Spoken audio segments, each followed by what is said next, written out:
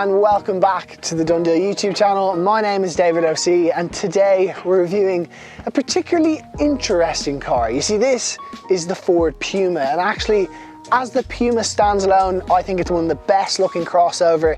It's extremely versatile, practical, but this particular one is the ST, and it comes with a few bells and whistles, most importantly of which is the engine under the bonnet. So in today's review, we're going to be checking it out, looking at the styling, driving it, talking about the good, the bad, and all in all, just having a fun time on some nice roads in a Ford Puma ST.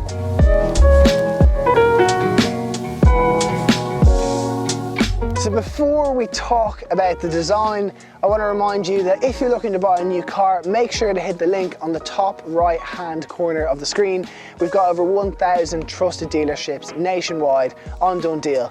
Now, more specifically about the styling, what makes it an ST? Well, it is littered with ST badges around it, some gloss black finishes, and actually here you've got the Ford Performance Splitter. Then around the side, there are 19-inch alloy wheels. They are coated in a nice lick of paint, specifically Michelin Pilot Sport 4S's.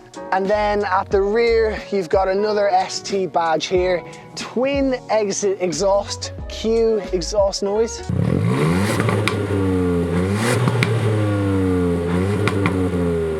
Oh, I tell you what, that sounds amazing. And then you've also got a nice black spoiler. However, the design, it's interesting and everything, but the most interesting part about this car is taking it for a drive. Now, the fun part, driving. Before we talk about day-to-day driving, let's put it in sport mode and have a bit of a jolt. So, in terms of the engine, so it is a 1.5 litre engine, 3-cylinder. It's got a turbocharger, and that gives you 197 brake horsepower, which is identical to the Fiesta St. However, what's not identical is this has a little bit more torque at 320 newton meters, which is good because this is 100 kgs heavier. So a pretty middle-aged man with a bit of a beer gut on him, I'm going to say, in terms of extra weight. Now, how does that get to the wheels, and what wheels does it go to? Well, it's got a 6-speed manual, which is kind of rare nowadays. We're seeing a lot of dual clutch systems or like Steptronic systems, but this, a good old-fashioned manual. Now the gearbox, it's nice and tight. I will say it's probably not the best gearbox in the world. If you're to compare it to something like a Mazda, I think Mazdas are nailing the gearbox, but it is nice all the same. And that power, it comes on quite late. It actually, you get a little boost at around 5,500 revs, which is quite nice. Now, all that is delivered to the front wheels, which is really, really fun. And naturally, like a Fiesta ST, it's a true essence of hot hatch. Having those wheels kind of jolting, looking for power, is actually really, really enjoyable, and it's very confidence inspiring. So that's the power out of the way. Let's talk about handling. Well, the steering is made about 25% more responsive. So when you're in sport mode, all you have to do as you go into a corner is touch it ever so slightly, and it really, really sticks to the road. Now the steering's maybe a little bit too sensitive for the average day-to-day driving, but as far as having some good fun, or if you're ever on the track, you're going to have an absolute blast. Other things to notice, it feels really, really light. That 3-cylinder engine isn't massive, so it definitely feels really nimble. And when you think of it, you're in kind of a small SUV here, and I definitely feel more like I'm in a Fiesta ST, which is a huge compliment. Now the suspension has been lowered by 10 millimeters and also stiffened. That is to kind of lower the center of gravity and also to make it perform as well as possibly throughout the corners.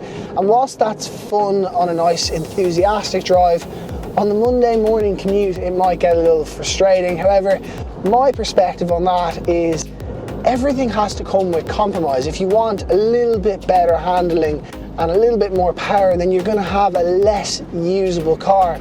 And the reality is, I've been daily driving this for the last week, and it's been an absolute pleasure to drive. Yes, the steering's a little bit kind of responsive which sounds weird to complain about that, but it is a little bit too much. And yes, maybe the suspension's a bit stiff, but it hasn't really bothered me. There has been one small thing that's bothered me, and I'll talk about that in a short while, but generally speaking, it's been a pleasure to drive, and it's not that different to a regular Puma ST, except it's better. Now, one last thing I want to talk about, and that is grip. So, as I said earlier, it's on Michelin Pilot Sport 4S, which are a really good all-around tyre. And the Ford Performance one comes with a Quaife diff. Now, Quaife is the creme de la creme of diffs. They're really good, and what that means is it makes sure that you get full traction at almost all the time, and even in the wet, this thing grips phenomenally. Now, that Quaife diff, as I said, is part of the Ford Performance Pack. That costs €944, and if you're speccing one of these, it's a must-have. It was in the original Ford Puma Racing, and it still is today. So as far as the interior is concerned, it is very similar to the ordinary Ford Puma, which is a good thing. So if you want to know exactly more about it in terms of storage and space in the rear and boot space, then you can watch that review. I'll leave the link up there. However, quickly, 8-inch screen here. It's completely compatible with Apple CarPlay and Android Auto, which is fantastic. Here you've got a 12.3-inch screen, completely customizable. I actually really like the shortcuts here in the steering wheel to put into sport or track mode. And everything else is more or less identical. So make sure to check out that video. And now I'm going to show you one key feature that maybe lets this car down ever so slightly. So unfortunately, I just think the seat is a little bit too small. Now hear me out, it is gorgeous. It's got this nice kind of Alcantara suede finish. They're Recaro seats. In terms of support, pretty good up here. However, down here, this kind of support here, whilst good around a track or whatever, is very limiting. And I know this sounds absurd, and I know I often say I'm quite a tall person, but I'm really not, and I'm not really fat either. And I can't imagine being a big fellow or a big woman sitting in here on a long journey. It really would cramp up. I actually think this seat lets the car down massively, and if you could get it in the ordinary Ford Puma seat, which is really comfortable, I would choose that. But other than that, it's a very hard car to fault. So let's talk about some of the great things about the Ford Puma ST. So first up is that it comes in a multitude of colours. So Ford have a bit of a history of maybe only allowing you to have one colour, black let's say, or even when the Focus RS came out, you're only really able to get it in 1 or 2 colours. However, you can get it in 7 or 8 different colours here. This particular one is mean green. It looks really well, however in the real world I think I would choose, there's a colour called grey matter, and it looks absolutely brilliant. Now number 2 is that you can get an electric tailgate for €431, and that's pretty cheap for an electric tailgate. Number 4, this is actually number 3, isn't it?